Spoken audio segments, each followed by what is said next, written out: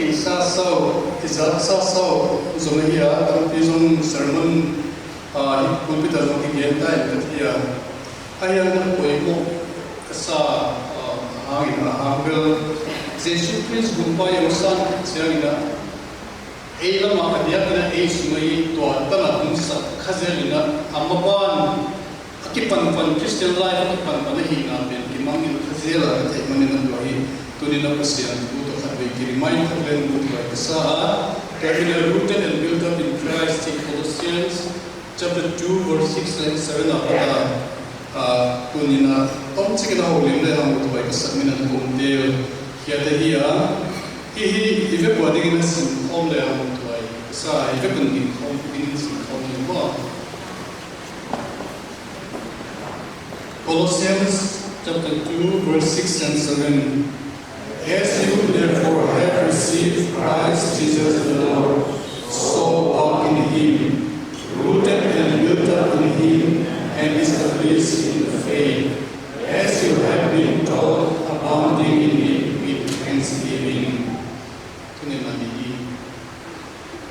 Pagsiyan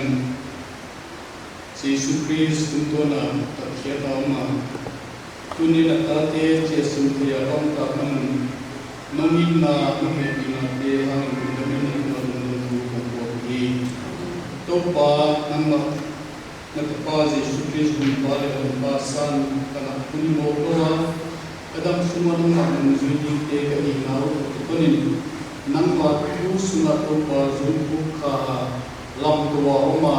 ko nau ti na ni te ka himanu to te tom chika topa ka idan da mien ko de saknawa Nama kasyang kuin na usem lani chin kana topa nama ute atina to sian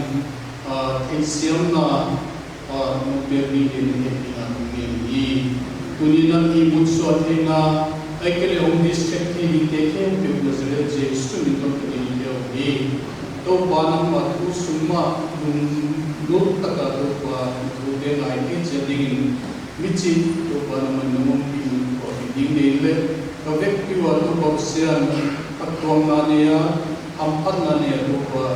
nabai na tu tu dimun naman mo yung ko kita in sin ko kawai teke tu tu pa mo ng skin at tu sa Jesus Christ sa ni amen. Rooted and built up in Christ.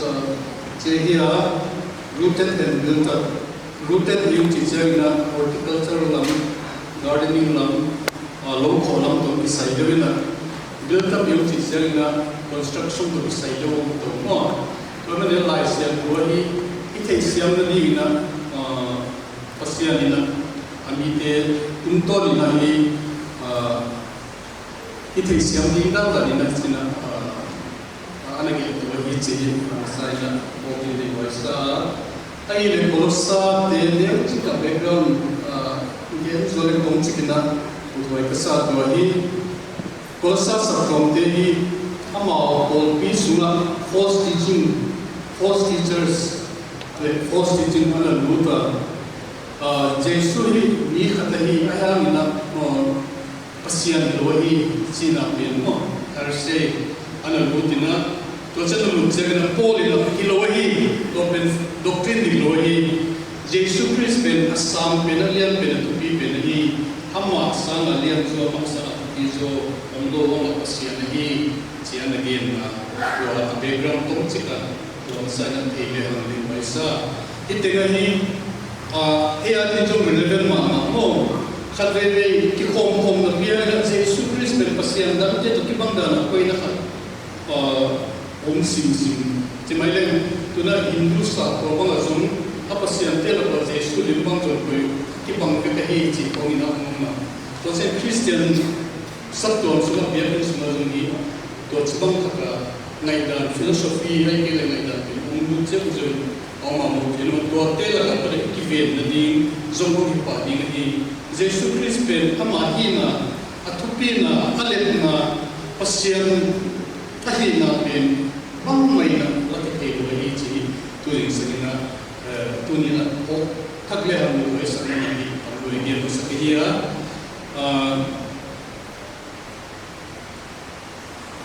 Colossae 6:7, chapter verse 6 again, as you therefore have received Christ Jesus, the Lord, so walk in Him. Anatsia, dari di kinta ahya, Jesus Christ gumpa samkin tehi kagmanina, ama tonin ama sunga, omun mo, ama sunga nungtaun, ama dekbangin gamtaun cinai kamo. Ay lagunina denai bagina Jesus Christ gumpa sam. Ihon pa, ongkung pa, ito pa di yung saan sengina. Ito pa yung saan tunay na ininolo. Bang maring tunay na ininolo na Jesus Christ ben all in all na tunay ben na no. Kaya man na hiya Colossae Paul sota Paul na Colossae kaya na Jesus Christ gumpa santa to pa santa na hibun ama sunga ama de pangingam taon ama ti uksatun ama tupiang ne zuyun anati ahia aile Jesus Christ gumpa yung sanjat committing to the Lord, committing to Him na ken to pa nang made bang dahin nang mahoy sang namang walong sang dahin na chibang bang zuyun chat tuman na wahi mo tuman na Jesus Christ na gumpa sang to pa sang na toy man na tua hi yung itsiyagina totana beimok lo ina we have to walk totana khomok lo ina totana tudkhol mok lo ina kaliswan di malamiswan ngai ta to Jesus Christ na ni ji tudina pole de we samo Jesus Christ de na ko ina Jesus on dia ko ina kaliswan na hi to na Christian de be ipya da cha tumo mo bin de kilo hi Aumong ding de kiloi, kalson ding de hi, mailam no ding de hi ji, kunina okatlen de waisa. Like siang tuat, walk with God ji ya, munia kumwa nang kumu available to media, and not walk with God and ji mo, and not pasian to atona ji. I feel no walk with God and ji. Amal de hi Genesis 5:22 ay dinga. Genesis 6:9 at ang imudina. Ya enok pelahile kung song lenga ina netusela no tapapatang niya. Tua kitsang ina tua tangli kitsa kung sa tumpel pasyan to atom komi si mo. Pasyan to atom komi si. Tua Noah walk with God and sinona kung sa kwale song adama. Tuan Noah no tuan long report flatang kitinat kung sa lesson na anadang ngaya tuan mau te pasian to anatun kong di Bible na report hi tuan tu nina 8 years old pasian to sa ama to tun kong di ang hi tua enok walk with God and ama hinga la ta mo no pasian to tuan Noah bang pasian to tun kong na Wahunlaya no, wahunlaya bangina. Jesus Christ ang pwede tingin ko sa bang society to sa bang social ay kila gilaw na bin ang hindi nga na Jesus mamanagin. Kaya na kel na gilaw na bin analian wala wang mamamaya to wahunlaya. Kaya wahunlaya siyang ko takang na pasyan de na anak to pasyan de na anak pasyan de na ahin nagasan ilo aperi to pato kontori tunina ilay tuhin pasong tu hunsiya na kibi kiyagi atjena siya na tam itsidingo ay kile boy na kham na di tam biyong te la ki ejun nowa le no ko ni na to pato aton khom te ige akitwa te ige de di to ben Jesus Christ sana Jesus Christ sunga pa te na pa ngayon to sabihin to pato aton khom ige de hi ji tunina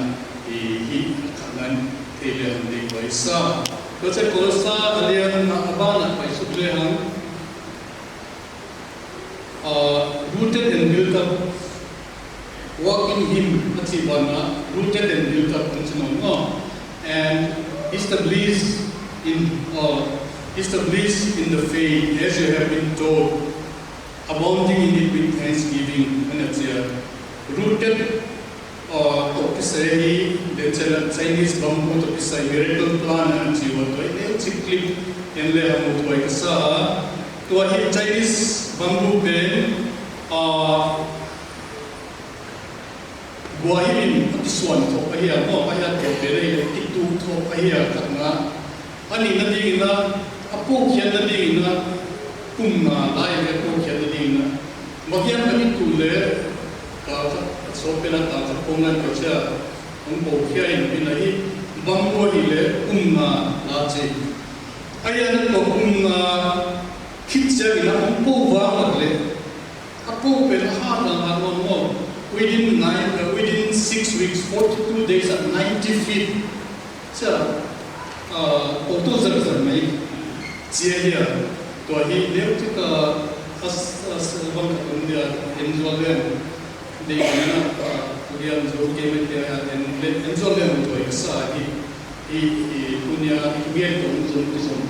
ne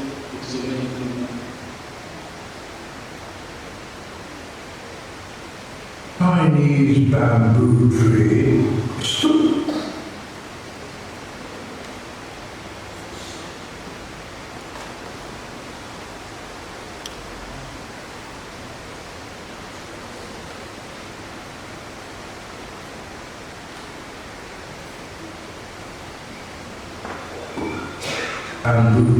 is a powerful lesson in patience, persistence and trust in the process. When you plant a bamboo seed, you water it, nurture it and give it sunlight. Yet for years there is no visible sign of growth. For 4 long years nothing seems to happen. It can be frustrating, discouraging, maybe even lead you to believe your efforts are in vain. But in that 5th year, something miraculous occurs. In just 6 weeks, the bamboo tree shoots up to 90 feet tall. All that time it was building a deep, strong root system, preparing for this explosive growth. This story teaches us that great things take time. Just because you don't see immediate results doesn't mean you aren't growing. Keep nurturing your dreams. Keep putting in the work. When the time is right, your efforts will pay off in ways you never imagined. Remember, success isn't about instant results. It's about persistence, patience, and the belief that the best is yet to come.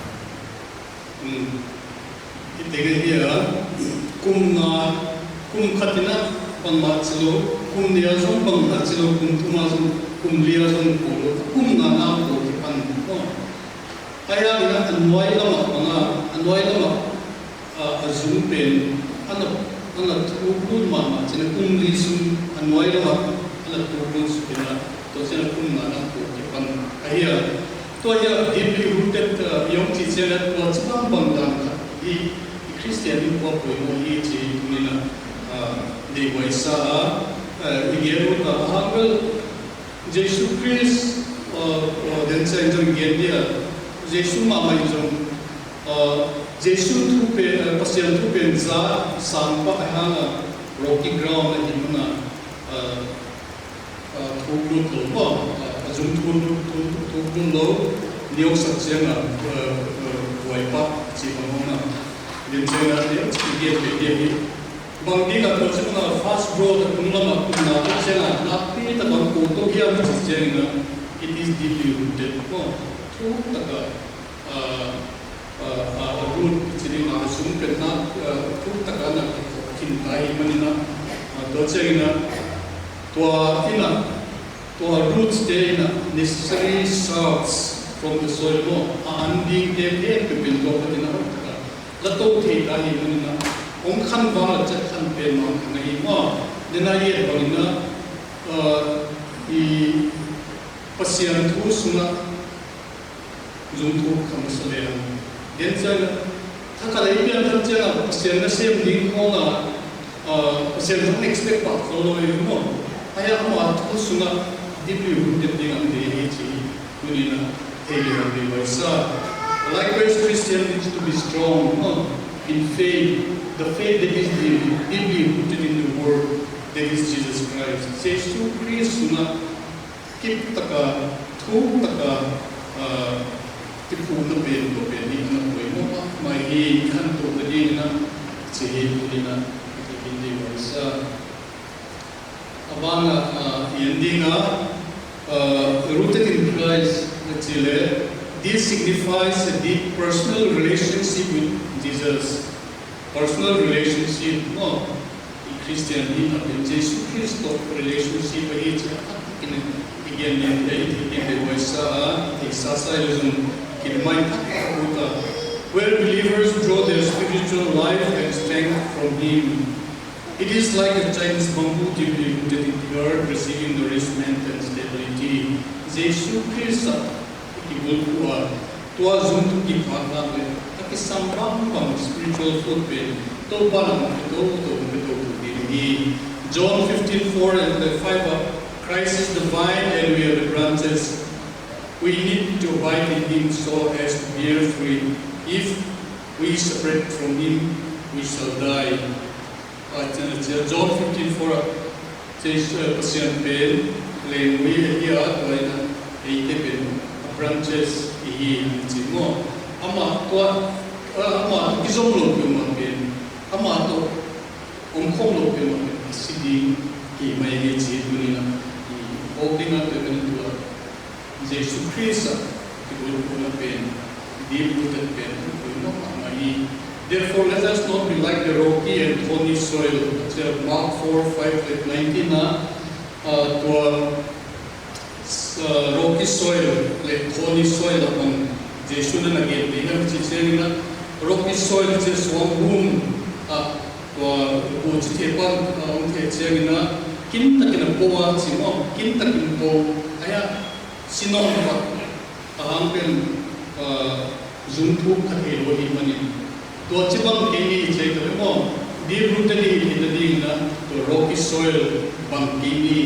chei hinglu tanpen the thorny soil which is known seed grows rapidly but it is choked by the thorns. Worries of life, the deceitfulness of wealth and the desires of other things.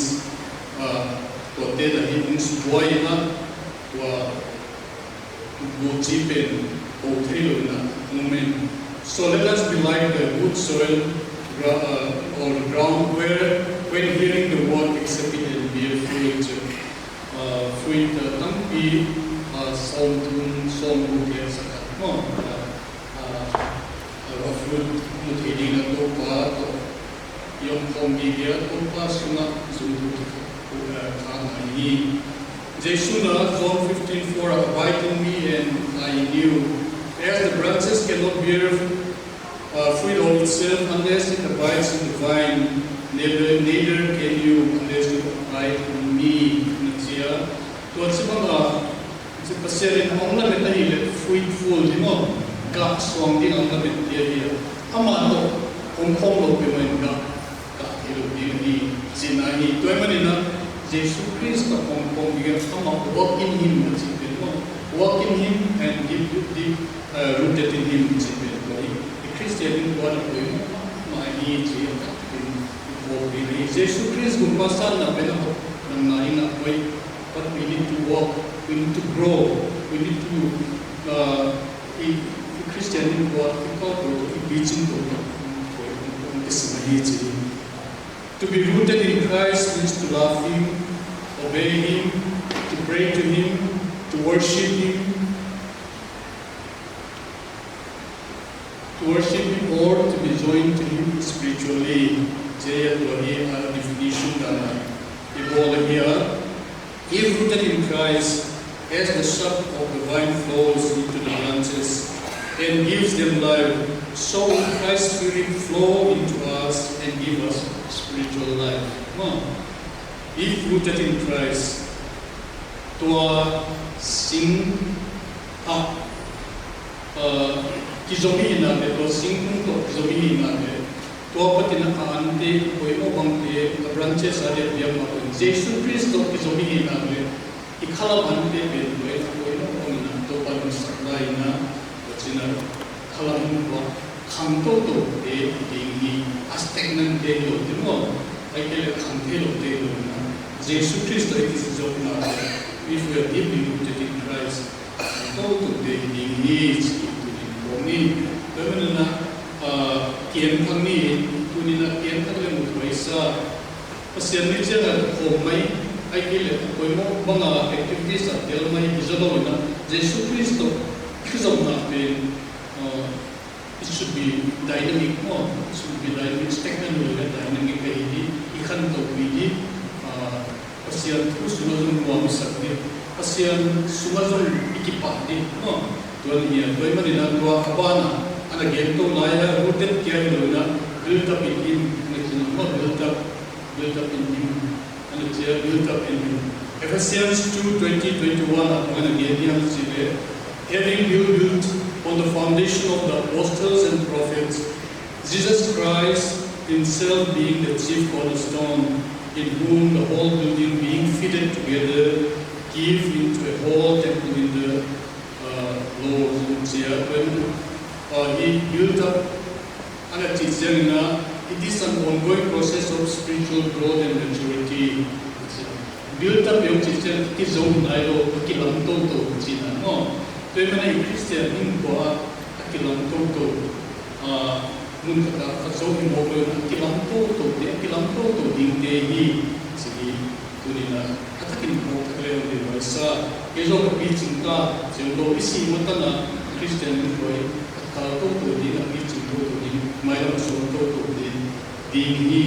where believers are strengthened and established in faith, more building up, believers are strengthened and established in the faith. Like it is like building a house on a solid foundation. Jesus Christ Jesus Christ solid foundation building sa pipi mo Delhi ko mayroon sa mumpan kanta ko noida lulong komat to Delhi sa pipi at tumla mga kanuay na masang tu pita kong na hindi mo keep the ding na to tsuma keep low din level collapse buat unzua ay kila building sa at din na hindi dahil na build up the ding na root the foundation pin anak kim mama anak ko mama anak mga anak po mo wala na to Jesus Christ na to kilang tihi ko na problem din ba isa zara to na ay February mo sa inom tim mo process again na signboard that only for Northeasterners is a mga kayo solo common zum lo man na yo in khatya min lo zum lo pe tim mo pe tim de pe mo foundation no kamen na atuma la sa bi ikilang do le pe no yo foundation pe ko ma ana hi mani na to pe kolosa te satrom suma so the polin ma mai mani na kilang ni Jesus Christ who be zuntu carving like to tulak kilang to din anak dia na tu ni date so imot to din sa mundi na Jesus Christ bupa yung san sa ni to na bumbo na ama zuntu kai na to tulak kilang to din ni si dia dia to each brick to semua kilang to sa brick dapat brick sa so let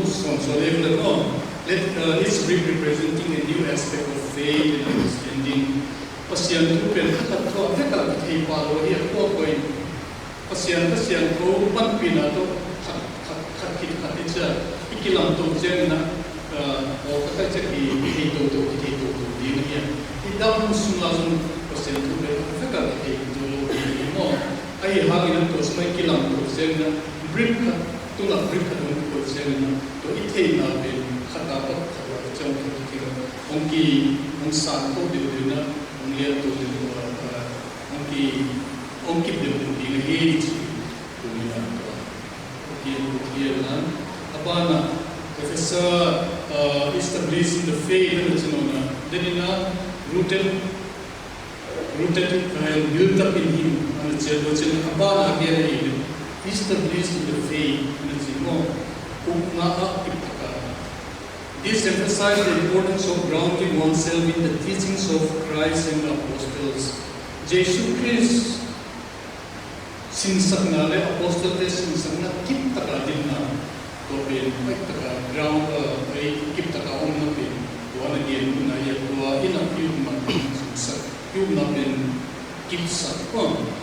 to ina to ina emphasize on ya it is about holding firm to the truth and resisting false teachings to ina to chiba ga deny gen false teaching diklo kalong ki gen jem Jesus Christ foundation में तो करने दिया Jesus Christ जुम्तो का ना Jesus Christ नाम तो आयम ना ले Jesus Christ अपना दिक्कत की नहीं ना ले बंगिया तो दिख लो कि क्या जो Jesus अपना Jesus तो फिर तो एक सिन संगा ले apostol ते जो सिन संगा पता उन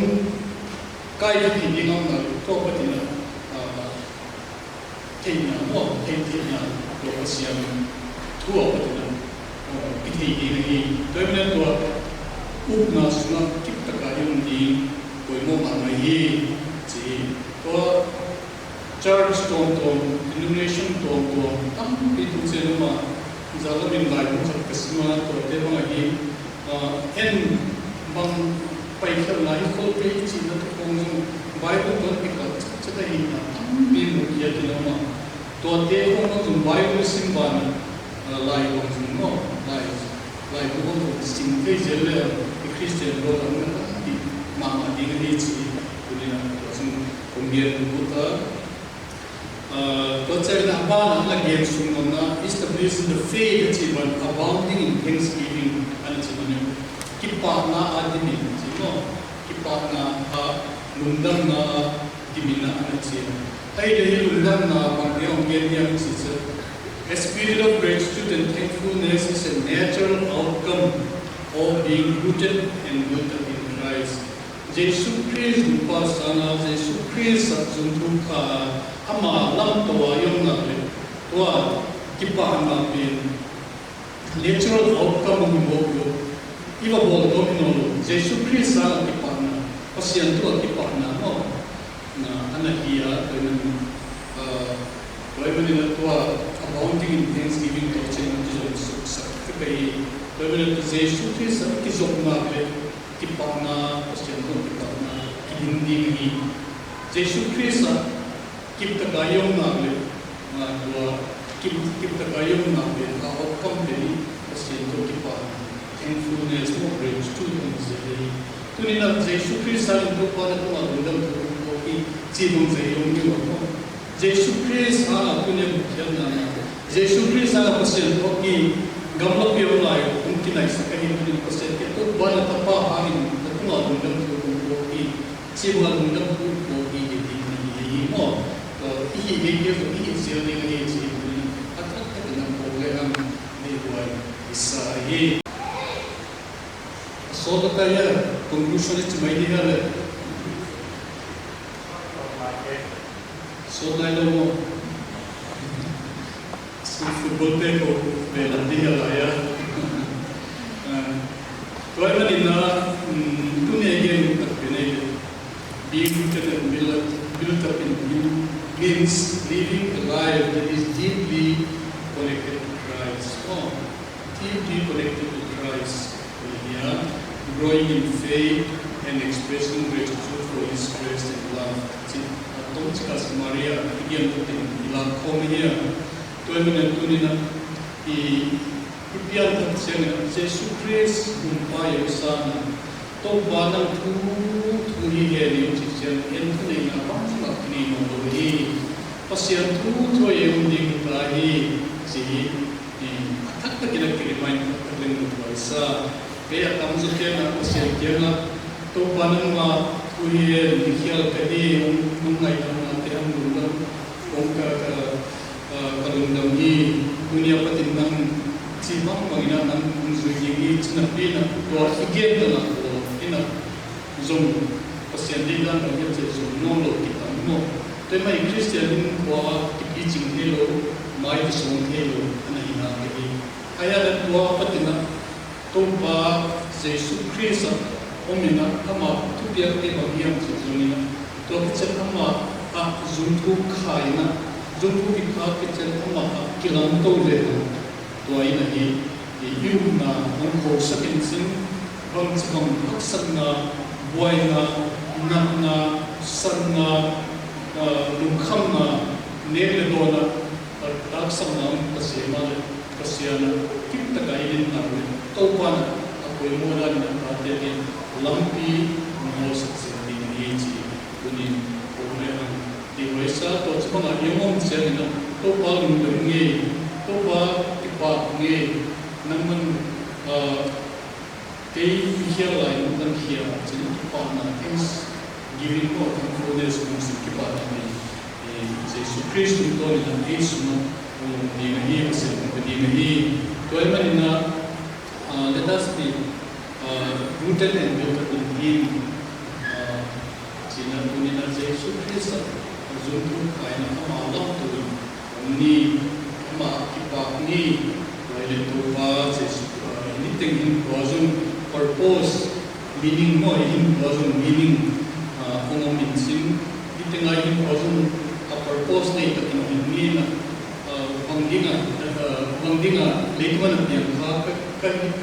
kahit daw tipo to question dito ang umunod ito dito mo Jesus Christ ganun ko ba na ito sa mga ay jadi na ite at abin ba ang salita ang zoom nyo